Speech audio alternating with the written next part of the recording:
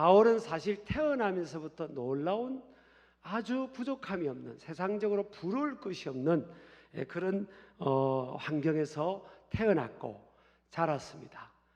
태어나면서부터 식민지 백성이었음에도 불구하고 그 어렵다고 하는 로마 시민권을 가졌습니다. 로마의 혈통을 가진 사람도 갖기가 쉽지 않은 초엘리트들만 갖는 로마 시민권을 갖게 된 것은 아마 부모님 세대 때 로마 당국에 크게 기여한 그런 것으로 우리가 볼 수가 있게 됩니다.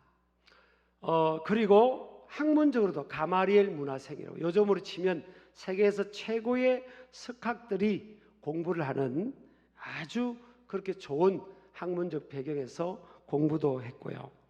또 종교적으로도 많은 사람들이 존경을 받는 바리새파 종교 지도자였고, 또 사회적으로는 공회원, 요즘 말하면 국회의원과 같은 그런 위치에 있기도 했고요. 혈통적으로도 히브리 인종의 히브리, 순수 유대인의 혈통을 가진 그런 사람이었습니다. 그리고 어디다 갖다 놔도 부족함이 없고 본인도 부족할 것이 없는 그런 사람이었어요.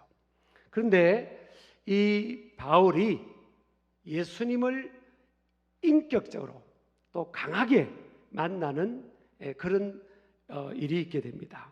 사실은 이 바울은 예수님이 구세주인지를 몰랐어요. 오히려 잘못된 이단 정도로 생각을 했습니다. 그래서 예수님을 한 번도 만나지 못했지만 예수님을 따르는 사람들을 굉장히 핍박하고, 심지어는 국경을 넘어서도 그 사람들을 잡아와서 감옥에 가두고요. 심지어는 서대반이라는 안수집사, 성령 충만하여서 노방에 가서 전도하는, 예수님을 전가하는 그 서대반이라는 안수집사에게 돌을 던져서 이제 죽이는 그 일에 가장 앞장선 인물이 바울이었습니다. 어느 날 그가 이제 당국자에게 권리를 이양받아서 시리아의 다메섹이란, 요즘으로 말하면 다마스커스란 수도죠. 그곳에 예수쟁이들, 예수 믿는 사람들이 그곳에 숨어 있다는 것을 알고 잡아오기 위해서 그곳을 이렇게 가다가 다메섹으로 가는 그 길 노상에서 대낮인데 갑자기 태양빛보다 더 강한 빛이 그를 강하게 비추는 체험을 합니다. 그렇게 그 빛을 체험을 하고 그는 그 자리에 쓰러져 버려요. 땅에 그냥 쓰러져 버립니다. 초자연적인 하나님의 어떤 엔카운터, 만남이 있게 된 거죠. 그때 음성이 들립니다. 사울아, 사울아. 이 바울이 예수님을 만나기 전에 과거의 이름은 사울이었죠. 사울아, 사울아 그럽니다. 그래서 누구십니까? 누구시냐고, 쓰러져 있는 가운데서 누구십니까? 했더니 나는 네가 박해하는 예수라 그럽니다. 네가 지금 핍박하는 예수라 그래요. 사실 이 바울이 예수님을 직접 만난 적도 없고 예수님을 직접 핍박한 적도 없잖아요. 그가 핍박한 대상은 예수님을 따르는 사람들을 핍박한 거죠. 그런데 하나님은, 우리 하나님과 예수님은요, 예수님을 따르는 믿는 사람들을 핍박한 그를 나를 핍박했다고, 예수님을 핍박했다고 그렇게 말하는 겁니다.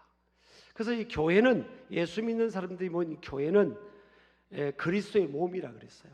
그러니까 믿는 사람을 핍박하고 홀대하고 어렵게 하고 또 축복하지 않고 공공한 상황 가운데 빠지게 하면요, 예수님을 핍박하는 것과 똑같다는 겁니다. 그래서 우리가 살아가면서 신앙 때문에 어려움 당하고 이해받지 못하는 몰리의 상황으로 어려움을 당할 때 우리는 담대해야 됩니다.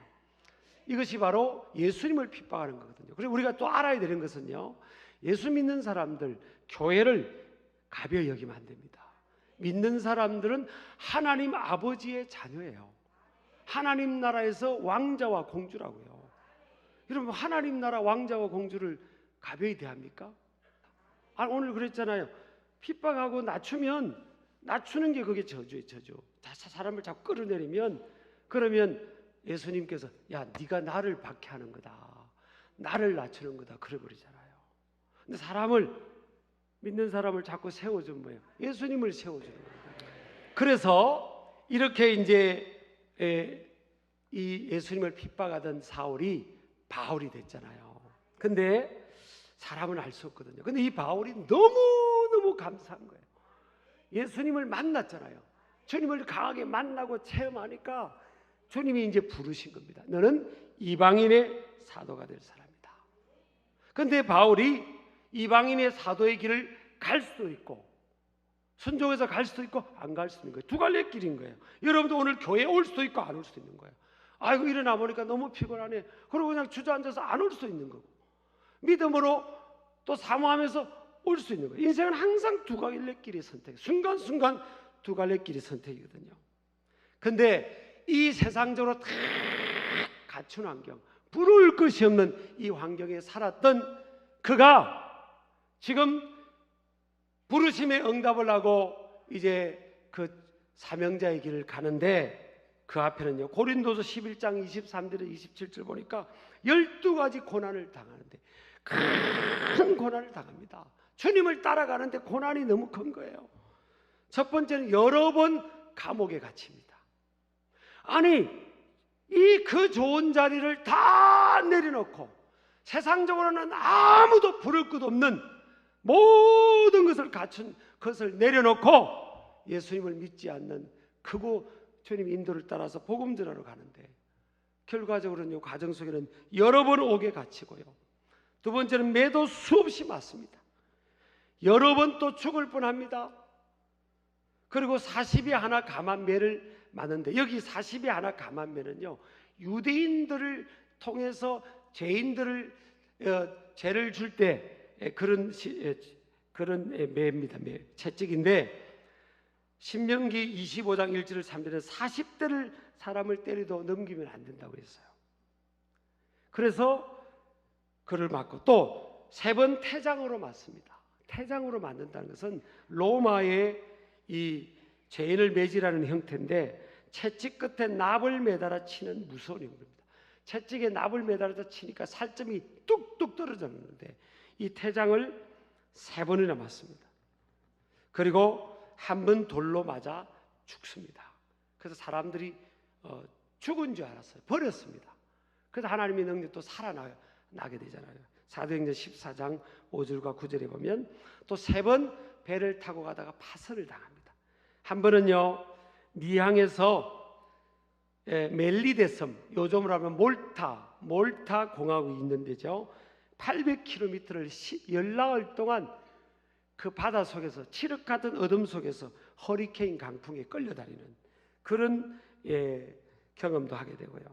강도, 동족, 이방인, 시내, 광야, 바다, 거짓 형제의 위험, 또 중노동을 합니다. 여러 번 자지 못하고 줄이고 목마르고요. 여러 번 굶고 춥고 헐벗습니다. 왜 바울은 다 갖춘 모든 사람들이 부러워하고 부를 사람이 없는 그 환경을 내놓고 이 길을 가냐는 거예요. 근데 로마 시민권이 있으면요, 이게 로마 시민권 그게 표라고 하면 로마 시민권이 있으면 사람들에게 맞지를 않아요. 재판의 정당한 과정을 거치지 않고는 매를 맞거나 그렇지 않아요. 근데 그냥 딱 한 번 로마 시민권을 씁니다. 그것도 로마로 가서 로마 황제 앞에 재판을 받아야 되기 때문에, 로마에 가서 복음을 전해야 되기 때문에, 그것 때문에 로마 시민권을 쓰지 않고요. 그 외에는 로마 시민권을 쓰지 않습니다. 왜? 복음 전해야 되니까. 세상에 있는 그 권위, 힘을 가지고 그것을 앞장서고 복음 전하면 하나님의 능력이 나타나지 않는다는 것을 바울이 아는 거예요. 우리가 여러분 세상에 내가 화려했던 과거의 무슨 배경을 가지고 내가 이런 사람입니다, 자 보세요, 내가 믿는 예수님을 믿으시오, 그러면 많은 영혼들이 회심을 할 것 같죠. 바꿔 말할게요. 내가 세상에 내세울 것이 없고 가진 것 없고 위치도 없고 아무것도 자랑할 것이 없는 내가 전도하면 한 사람도 안 믿을 것 같죠. 그건 아닙니다. 역설입니다. 하나님은 이거하고 상관없는 거예요. 이 조건하고 상관없는 거라고요. 그거하고 상관없이 하나님이 나를 통해 내가 믿음의 길, 또 주의 길, 희생의 길, 또 순종의 길, 그 길을 갈 때 주님은 역사하시는 거예요. 이 바울이 그걸 안 겁니다. 그래서 매를 맞음으로 또 채찍에 맞고 감옥에 갇힘으로 빌립보 감옥도 가고 로마 감옥도 가고, 그런데 그곳에서 교회가 개척이 되고요. 그곳에서 하나님의 능력이 나타나는 거잖아요. 왜 저를 포함해서 우리의 삶 속에 더 큰 하나님의 능력이 나타나지 않을까? 우리가 여러분 내려놓는 게 없는 거예요. 바울처럼 주를 위해서, 복음을 위해서, 주님 가신 그 길을 위해서 우리가 포기할 걸 포기하고 세상 것을 주를 위해 내려놓아야 되는데, 그걸 붙들고 주를 따르려고 하니까 주님이 역사하지를 못하는 거예요. 주님이 더 크게 역사할 수 있는데 역사하지를 못하는 거라고요. 기껏 우리가 세상의 것 더 잘 되기 위해서 예수님께 도움을 요청하고 그런 정도인 거예요 지금. 근데 오늘 바울이 고난의 길을 선택하게 된 것은요, 첫 번째, 주 그리스도 예수를 체험했기 때문이야. 체험함으로 삶의 우선순위에 대전환이 있었기 때문이다. 빌립보서 3장 8절에 보면 내 주 그리스도 예수를 아는 지식이 가장 고상하고 하기 때문이다. 이게 지식은 지식인데 안다는 게 뭐예요? 체험적 알미예요. 근데 예수님을 만나버린 거예요. 주의 은혜를 체험한 거예요. 예수 생명을 경험해버린 겁니다. 여러분, 우리도 살아가면서요 그런 경험을 하신 분들이 계실 거예요. 하나님의 은혜를 막 받은 사람은요, 그냥 성전문을 나서면 세상이 부를 게 하나도 없어요. 뭐 고관대작이 부럽지 않습니다. 부귀공명이 부럽지가 않아요. 주시면 그거 하나님을 위해서 다 내려놓지만 그렇지 않아도 부러운 게 없어요. 왜? 우리 안에 예수 생명, 예수 생명 있는 우리가 제일 부유한 거예요. 이거는 지식이 아닙니다. Knowing about Jesus가 아니에요. Knowing Jesus라고요. 예수를 경험하면, 예수님을 아는 지식이 가장 고상함을 알면 그 사람은 인생의 삶의 방향이 바뀔 수밖에 없어요. 우선순위가 바뀔 수밖에 없고요, 철학이 바뀔 수밖에 없고, 삶의 방향이 바뀔 수밖에 없는 거죠. 그래서 바울은 또한 모든 것을 해로 여기면 내 주 그리스도 예수를 아는 지식이 가장 고상하기 때문이다. 내가 그를 위하여 모든 것을 잃어버리고 배설물로 여기면 그리스도를 얻고 그랬습니다. 그전에 좋던, 그전에 붙들고 그전에 그것이 나의 의라 생각했던 그 세상적 환경 배경을 뭐예요? 다 배설물로 여긴다. 배설물. 러브십니다. 러브시. 똥으로 여긴다래. 똥. 여러분, 우리가 주님을 만나는데 이 계급, 세상 계급장이 주님 만나는데 걸림돌이 될 수가 있어요. 자, 그 다음에는요, 두 번째, 예수 생명을 다 읽겠습니다. 예수 생명을 경험하게 된 바울은 그 은혜가 너무나 고상하고 풍성했기에 이전의 모든 유익하다고 여긴 것들을 포기할 수 있었다. 다 무익함, 그거로 여겨버린 겁니다. 모든 것을 잃어버리고 모든 것을 배설물로 여겼다. 포기할 수 있다는 거예요. 경험한 사람을 이해합니다. 그래서 그 길을 가는 거예요. 제가 아는, 존경하는 많은 믿음의 친구들을 보면요, 주의 길을 간다는 게 어렵잖아요. 근데 그분들이 그래요. 나는 다시 태어나도 이 길을 가겠다고. 다시 태어나도. 세 번째요, 이전의 현세적 배경의 화려함을 해와 배설물로 여긴 것은 그리스도를 얻고 발견하는 것을, 그것들이 방해함을 깨달았기 때문입니다.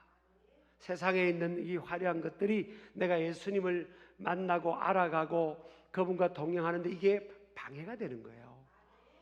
여러분, 정말입니다. 그래서 예수 그리스도 앞에서 의를 갖게 되거든요. 오직 그리스도를 믿는 믿음으로 말미암아 주어진 것이지, 내가 세상적으로 이렇게 사회적으로 존경받고 뭐 이 종교적으로 윤리적 도덕적으로 내가 흠이 없이 살아왔기 때문에 하나님이 나를 사랑하는 게 아니라는 거예요. 그건 종교적인 수준이고요. 하나님 앞에 우리가 자녀가 되고 일꾼이 되고 부름을 받아서 사명자가 되는 것은 우리의 세상에 있는 이 배경이 아니라고, 조건이 아니라는 거예요. 오직 하나님의 아들, 우리의 죄와 허물을 용서하시고 우리를 구원하시기 위해서, 생명을 주시기 위해서 하나님의 아들이 십자가에서 생명을 바치고 희생해 주신 그것을 믿는 믿음으로 말미암아 우리에게 뭐가 주어졌다고요? 의가 주어진 의. 내가 가진 의는, 저와 여러분이 가진 의는 예수 오직은 다른 길이 아니다는 거예요. 그리스도를 믿음으로 말미암은 것이다. 믿음으로 하나님께로부터 난 의입니다. 그래서 여러분, 바울은 뒤를 안 돌아보는 거예요. 세상 조건 화렴을 한 번도 쓰지 않습니다. 나는 뭐 세상적으로 이렇게 대단했다야, 나는 이런 문화, 이런 학문도 갖고 대단한 사람이니까 너희들은 이런 대단한 사람이 믿는 하나님을 믿고 예수님을 한번 믿어봐. 그렇게 안 했어요. 그렇게 했으면 주님의 능력이 나타나지 않았을 거라고요. 자, 네 번째요, 그리스도와 그 부활의 권능과 그 고난의 참여함을 경험하고자 그리스도의 죽으심을 본받아 부활에 이르는 것을 삶의 우선적 방향으로 세웠기 때문입니다. 자, 11절 보세요. 바울이 그렇게 고백합니다. 어떻게 해서든지 죽은 자 가운데서 부활에 이르려 하노니. 바울의 목적이, 바울의 삶의 방향이 뭐예요? 나는 죽은 자 가운데서 부활에 이르려 한다. 여기서 죽는 것은 뭐 육신의 목숨을 끊는 걸 말하는 게 아니에요. 내가 세상의 것을 좋아하고 그것을 최고의 가치로 생각하던 그 내 자아, 그것을 붙들고 사고 싶고 그것을 내 배경으로 삼고 그것이 내 삶의 전부인장 살아왔던 그 내 자아, 그쪽을 따르고 싶은 그것으로부터 내 자아를 부인하는 거예요. 죽이는 겁니다. 여러분요, 노 크로스 노 레저렉션입니다. 십자가가 없는 부활은 없어요. 예수 그리스도께서 죽음을 통해서 부활의 하나님의 권능이 임하고 부활의 능력을 체험했잖아요. 사람이요, 죽어야 됩니다. 내 자아가 세상을 사랑하고 이 세상 것을 최고의 가치로 붙들던 이것을 딱 내려놓는, 이것이 깨어지는, 이것이 대전환이 일어나는 이 죽는 과정이 있어야 그때부터 부활의 능력이 나타나는 겁니다. 여러분, 우리의 목표는요, 주님의 부르심의 상급, 주님 앞에 섰을 때가 중요한 겁니다. 여러분, 아멘 하시기 바랍니다. 여러분, 주님을 따르면서 뭘 포기하셨습니까? 내가 좋아하던 뭘 지금 바꿨어요? 주님이 내 삶의 최고의 가치가 뭡니까? 뭐로 여러분의 인생의 최고의 가치를 지금 삼고 있냐고요. 다섯 번째요, 바울은 하나님의 부르심에 대한 신실한 응답의 삶 뒤에는 상이 준비되어 있음을 확신하고 그것을 삶의 표대로 삼다. 바울은 이 땅에서 내가 포기하지만 하나님 나라 주님 앞에 섰을 때 상급이 있다. 상급이 있어요. 제가 초등학교 졸업할 때 도교육감상을 받았어요. 사실은. 근데 그 상이 없어요. 이 세상에 다 없어. 다 바래져서 없어요. 이사 몇 번 가니까 없어졌더라고. 그래도 그 상 받는데 교장선생님 앞에 받고 교육감 상 이거 받고 그때 얼마나 마음이 사람들이 보고 그런 경험이 있잖아요. 근데 그거하고 비교되겠습니까? 주님 앞에 설 때 천군 천사가 막 기뻐해 주고요. 우리 주님께서 참 잘했다. 착하고 충성된 종아. 그걸 바라보고 우리가 살아가야 돼요. 하나님의 부르심의 상을 위한 우리의 태도가 어떻게 되어야 되는가 하면요, 첫 번째로 읽겠습니다. 현세적인 것을 자기 의로 여기는 마음을 철저히 경계하고 부인할 뿐만 아니라 소유권을 내려놓아야 된다. 오늘 바울이 그럽니다. I have lost all things. 나는 모든 것을 잃어버렸다는 거예요. 나는 모든 것을 잃어버렸다. 여러분, 주를 위해서 우리가 포기하고 희생할 때 주님의 능력이 그를 통해 역사하는 거예요. 정말입니다, 여러분. 두 번째, 과거의 영광에 매이지 말아야 됩니다. 하나님의 부르심의 상을 위해서는요. 오늘 바울이 그럽니다. 나는 13절 보면 뒤에 있는 것은 잊어버리고 앞에 있는 것을 잡으려고 쫓아갑니다. 우리는 맨날 과거의 영광을 말하잖아요. 왕년에 내가 어떻고 과거에 어떻고. 그런데 주님의 상급을 바라본 사람들은 과거의 영광에 매이지 말라는 거예요. 또 세 번째는 현재의 상황의 결과로 인한 자기 만족과 자랑에 빠지지 말아야 된다. 12절 보면 내가 이미 얻었다함도 아니요 온전히 이루었다함도 아니라 사실 바울이 많은 것을 이룬 사람이에요. 이 빌립보서를 쓸 당시만 해도.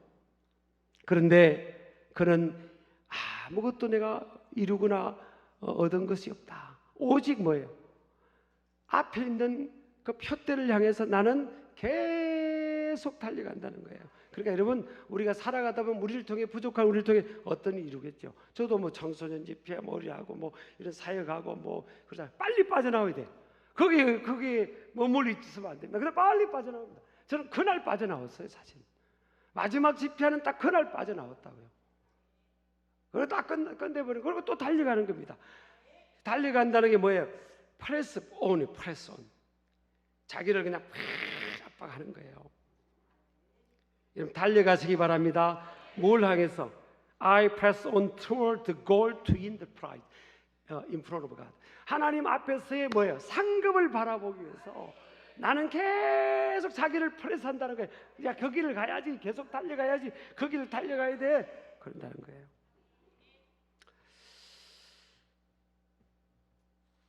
미래의 비전을 향해 달려가는 저와 여러분 되기를 주의 이름으로 축복합니다. 느헤미야는 성벽 건축을 위해서 집에서 잠도 안 잤어요. 저도 성전 건축을 전임 목회자 할 때 9개월을 제가 잠을 안 잤어요. 집에서 안 잤어요. 그리고 그 냉방에 그 성전 건축 딱 마무리하고 마지막 입당하는 전날까지 하나님이 그렇게 하라는 거예요.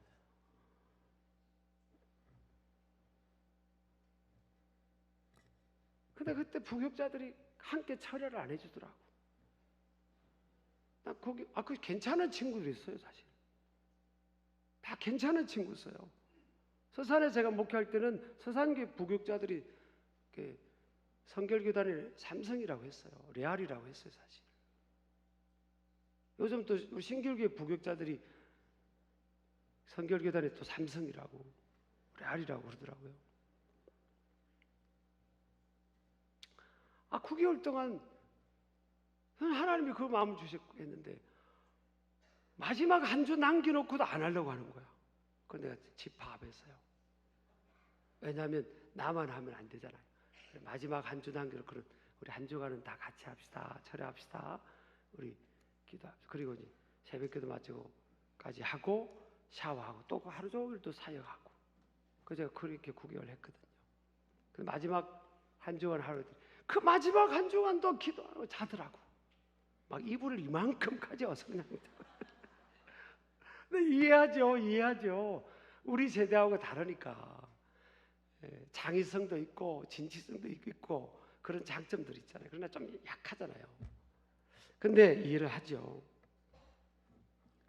근데 여러분 주님 앞에 상급받는 길은요, 이 땅에서 희생이 필요합니다. 여러분 주님을 따른다? 희생하는 거예요, 여러분. 희생하는 겁니다. 주를 위해서 내가 희생하는 거예요.